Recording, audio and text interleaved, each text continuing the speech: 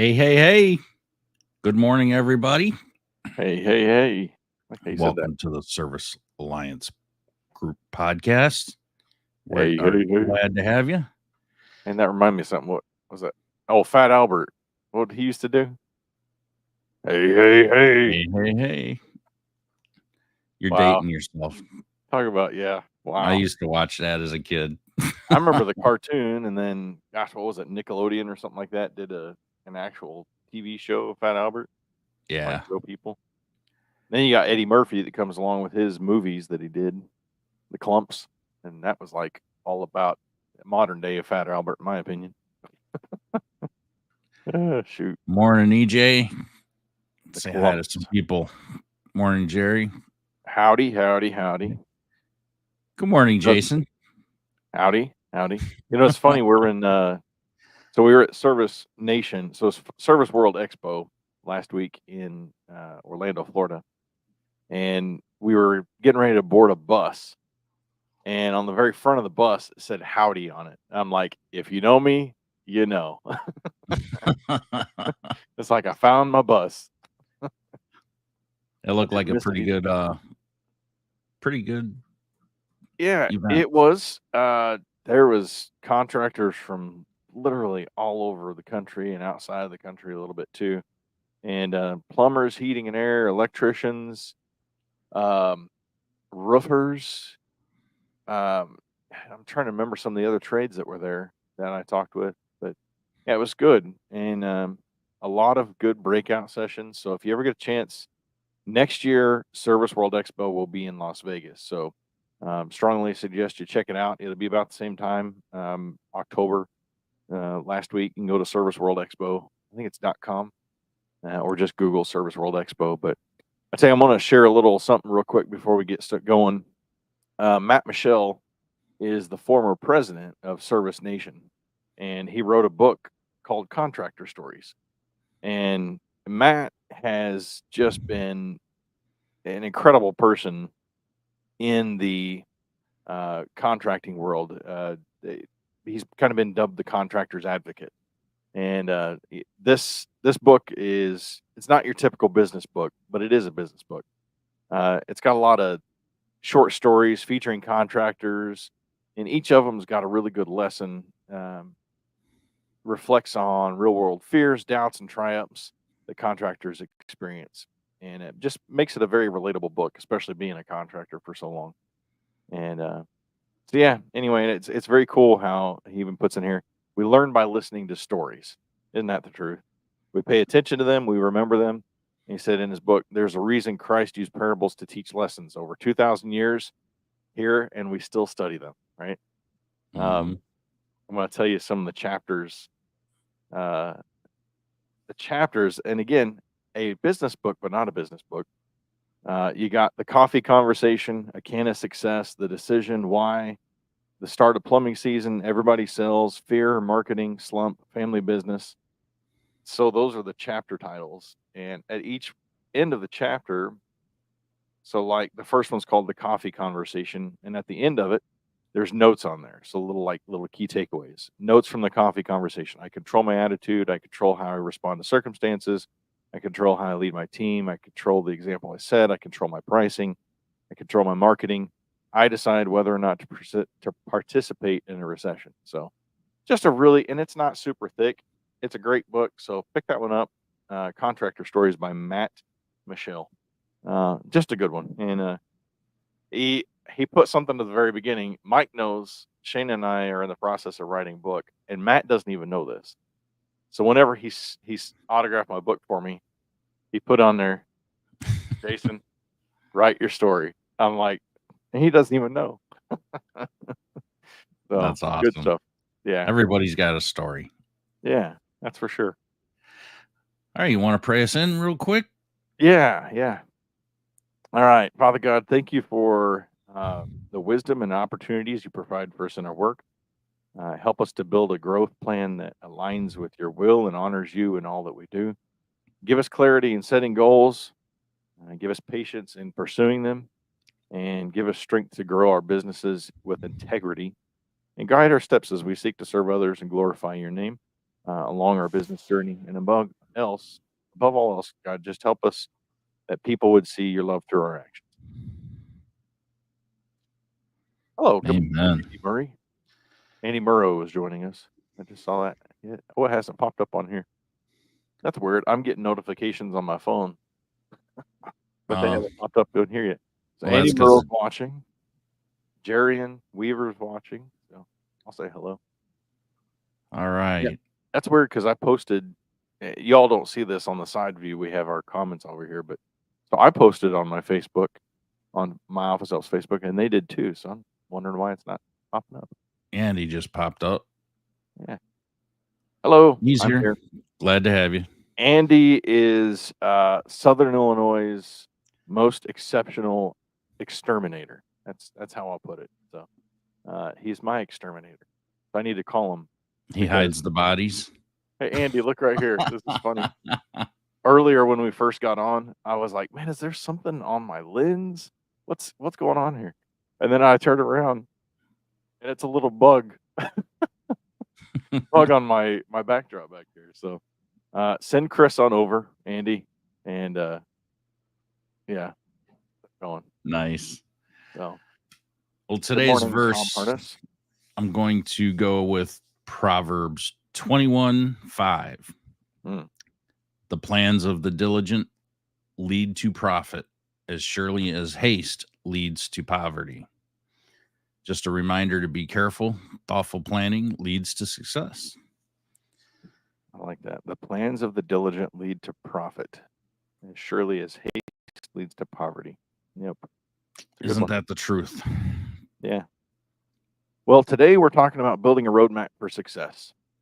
You know, this whole series seems like it's been kind of revolved around planning, and you've got to set the roadmap for success, and you got to share it with your people. So we've got some really good practical tips that we're sharing with you today. Probably a few stories along the way, and we'll start with the first one: is defining your vision and setting clear goals. For us, we've started by identifying where we want to be in business in the next year, 3 years, 5 years, 10 years. We even have a big 10-year. I mean, this thing is massively huge. It's probably 8 foot wide and 2, 3 foot tall. That's in our break room, so everybody can see what the business will look like in 10 years' time. Now, how do you get to 10 years? Well, you got to one chunk at a time, right? So we break it down. And clearly defining both the financial and the operational goals. So on that, you'll also see what it looks like, where we'll be at in revenue, where we'll be at profitability, what the teams look like, you know, how many CSRs we're going to have, how many team leads, how many managers, and so forth. So having that there where your team can actually physically see it is pretty dang important, right? Hit a single, don't come ever. A soper. A soper saying, Andrew says, save your money, man. A hit single don't come every day. Ain't true. that the truth? Yep. Some more joining on. Good morning.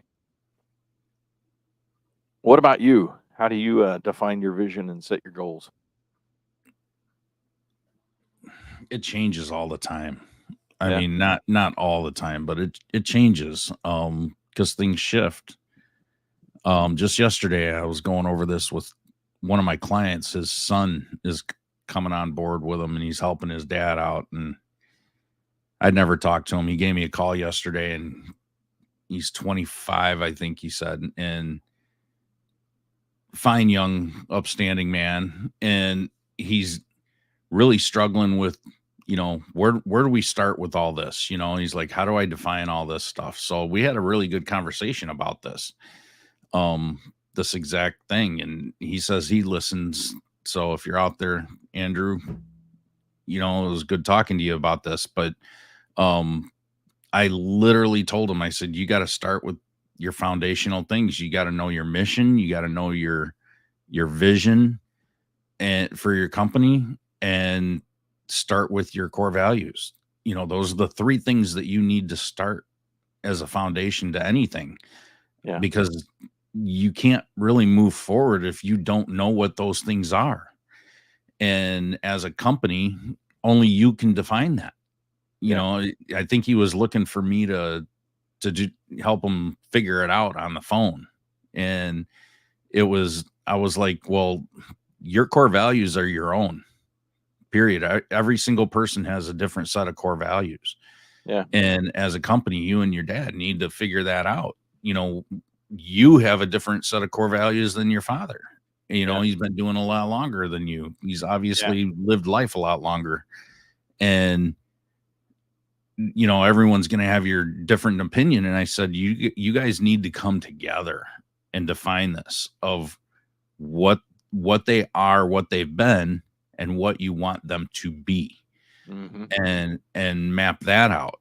And I said, that's going to be probably your hardest part is you're not just a one man show. Now you're a son coming in and you got completely different visions, Yep. completely different missions, and you've got to figure out what that is from your dad and you know, for the 100%. future and everything. So, um, that adds a whole other dynamic when you're Yeah. dealing with two completely different generations of people, you Yeah. know, and there's a lot of, I guess father son teams out there. Yeah. Yep. Um, and I guess when you're approaching this, you need to maybe think about what are things going to be like when your children come into it, if they do, Yeah. or somebody younger is going to take over. You know, 100%. are they going to embrace what you've already set in place? So, Yeah. um, And hopefully your core values are strong enough and good enough that they embrace those 100% and continue that on and just make little tweaks as exactly, needed. Yeah, we've definitely dealt with that a lot with our business. Our electrical business was a third generation family business, and so seeing that dynamic change so much, you know, Shayna's grandfather and her dad were both really focused on new construction, and then when that kind of bubble hit in 2008, if Shayna and I kind of started taking over the business around '03, '04, and we made the change to go to more service work. And if we hadn't have done that when that 2008 bubble hit in the new construction, we would have been one of those. There was a lot of contractors in the area that went under, but thankfully, because we had made that pivot, you know, we were able to sustain another couple decades, you know, of business, more than a couple decades of business, because of mhm. that one little pivotal change, right? So, um, Yeah, and same I thing in like our business change. now. You have to shift with whatever's happening, and Yeah. the thing is, you can't do it after it happens.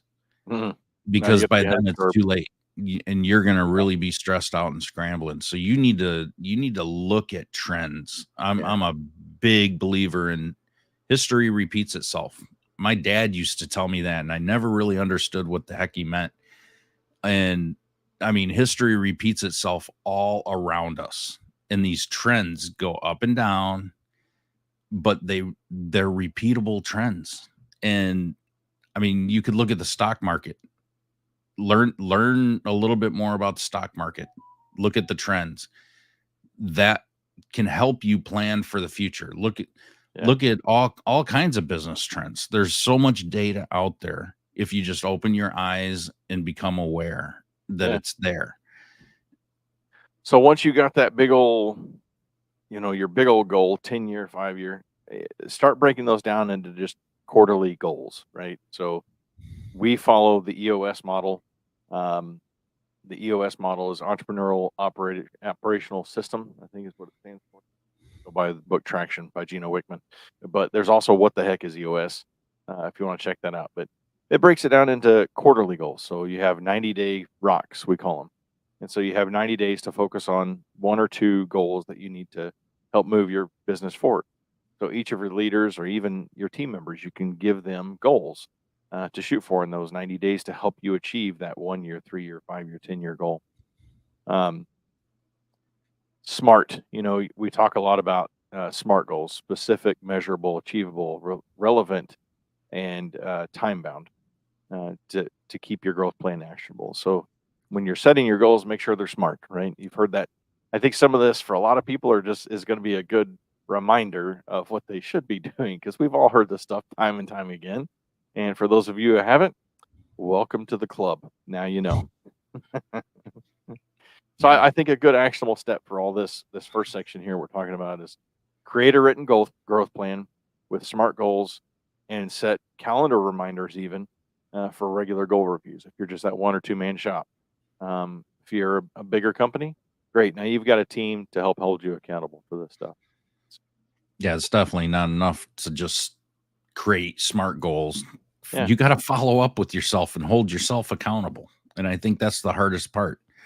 Yeah. So Um, I think if you're already in business, the number two step we're taking is analyzing your current your business performance, analyzing your current business performance. Whew. So let's see, you already got those things in place. Well, now it's time to review those, right? So conducting a business audit, understanding where your business stands in terms of your finances, your operations, your customer satisfaction, your market position. There's so many cool things that you can use to help you with that and to get there. I was just looking up back in the day, we used a company called Melissa Data to help kind of identify who our avatar was so we could start marketing towards them.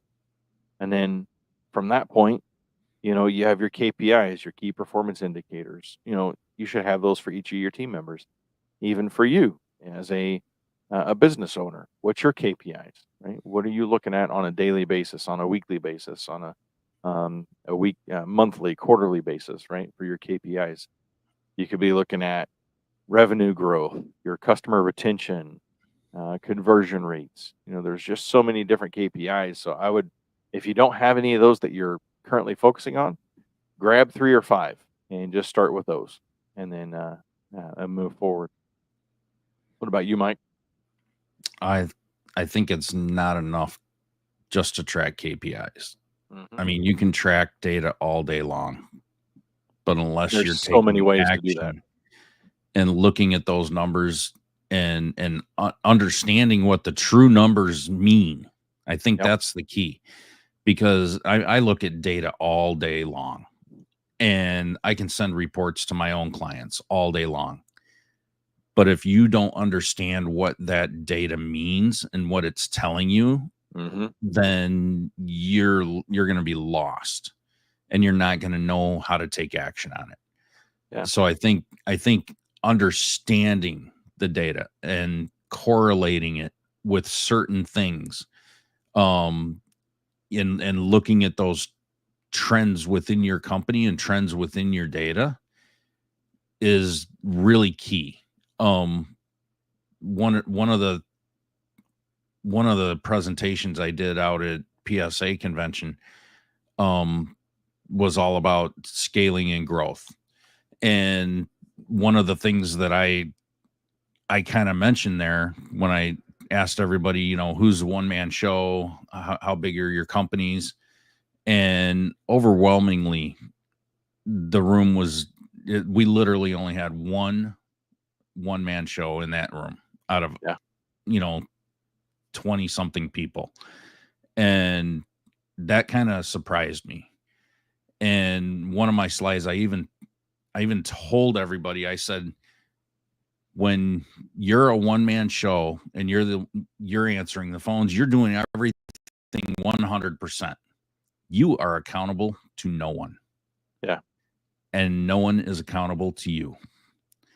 And a one man show cannot be accountable for anything. They can't even be accountable to themselves because there's nothing holding them accountable. Yeah. And what I mean by that is if you aren't tracking these numbers, the numbers will hold you accountable. So I strongly feel if you're a one man show and you're not using numbers to hold yourself accountable, there's Yeah. nothing that's going to hold you accountable, 100%. and you're going to be stuck going nowhere. So that's when having a group like the Service Alliance group, or having 3 to 5 like-minded business people that you can get together with on a weekly, monthly, quarterly basis to help hold you accountable if you are that one man show. I wanted to share something here. So this is a service expert KPI analysis. So Mike was talking about, okay, if you're tracking conversion ratios and you've got a low conversion ratio, it doesn't mean anything without that action, right? So whenever he said that, I'm like, I got something to share. So KPI analysis. So let's say your low conversion rate. Um, for me, I, I want to see like 90% conversion rate. I think some people think that that's too high. Some will say, hey, 50 to 75% conversion rate is good for a technician out in the field. I want to shoot like 85, 90%. I averaged about a 92% when I was out in the field conversion ratio. So if you've got a low conversion rate, maybe you're not creating a relationship with the customer. Maybe you're not asking enough questions. Maybe you're not building enough trust. Well, here's some action plans. You need to train on your pre-call prep. You need to train on relationship building. Train on professional interest questions. Train on inspections. Train on building value. So it gives you these action plans that you can do. Maybe you've got a low average ticket. Well, maybe you're not performing a full system inspection, not giving solution-based options, not believing in the price. That's a big one right there. If you've got a price book and you're That's not huge. following through with it, maybe you just don't believe in yourself. Maybe you're not building enough trust. So here's some action plans on what you can do. So I wanted to put this up here so you could see it. And if you're selling maintenance plans, if you're getting people involved with maintenance plans and you're not, I think 25% is a very bare minimum. One out of every four calls that you go on, you should be getting that customer involved with a protection plan or a maintenance plan. And if you're not, well, maybe you just don't understand the value of the plan, or maybe you're not explaining that value to the customer. And here's some action plans that you can do for that. So I wanted to share that. You can grab a screen grab off of this. I've got one for CSRs as well, but if this is something you'd want, shoot it in the message, and I'll throw it on the Service Alliance Group page as I well. definitely think that that's a great little chart there to Yeah, show. So, I've had that for a few years. so identifying growth opportunities. Where do we look for these opportunities? Hmm. Explore different avenues for growth, such as expanding your service offerings, target new geo locations, and introduce new revenue streams. Yeah, Those maintenance plans, yeah, that's a huge recurring revenue stream. yeah, And if you're not doing that, you definitely need to look into doing that. Recurring revenue it will make or break your business. Um, find a yeah, way to do that, and there's a lot of different variations that you could do. Get creative, try things out, test it, see how many of each different thing that you can sell. yeah, Have it People love choices, right? And they love being the ones in charge of making that choice and that yeah, decision. So when you give your customers a decision to make, it's not a bad thing. They make the decision, they're in control. yeah, But if you give them three great options, how can you lose? yeah. Unless they just don't pick any. I changed the word options to solutions towards the end, Yeah. the last year and a half or so of business, because I just love the word solutions. When I'm talking to somebody, "Hey, let me give you 3 options." It's kinda like, these are you have to do this, but when I say solutions, it's like, here's 3 different solutions. It's just a mindset thing, that I really loved using that word solution, but, you know, the simple thing is ask. Every time I was at a customer's house, one of the last questions I would ask before I got started doing the work was, "Is there anything other concerns that I can address for you while I'm here?" And that just opened the door to so much. And whether it was an electrical issue or a plumbing or a bug issue or whatever it may be, if they said something, I would try to find a solution for them. So if they said something, "Hey, I've got this little bug that keeps driving me nuts back here." I tell you what, let me get you Andy Murrow, Egyptian exterminator. Let me get you their phone number. You guys can set up a call. You want me to give them a call for you? We can get this done right now. Or, if it was electrical issue, "Hey, I know you're here to fix this, GFI not working, but, my kitchen lighting is kinda dim, and I'd really like to maybe have some options of what I could do for that." "Alright, well, before I'm done, I will get some solutions for you that, and we'll go over that." So whatever it is, I try to find a solution for them. And the cool thing with that was I started hearing things, services that I'm not necessarily offering, but that was an easy add-on for me to do. And so from there, I started adding services. So that was a super easy way to add an additional service. EJ, he's been adding different geographical areas, right? So in Kentucky, he wants to service all of Kentucky one day, and that puts him 45 minutes for me. And I'm like, I'd be good with that because then you just send one of your guys up to service my um, freezer ice maker that's still not working. Um, Kind of hoping him or Terry come over to the office sometime and do some more training to fix my ice maker. But yeah, look at different areas. For us, uh, when Shayna's grandfather had the business, they were pretty much here in town or the next town over, and that was it. And Shayna's uncle, when he was in the business, he was like, there's no need for us to go outside of Heron, period. There's enough work in Heron, right?"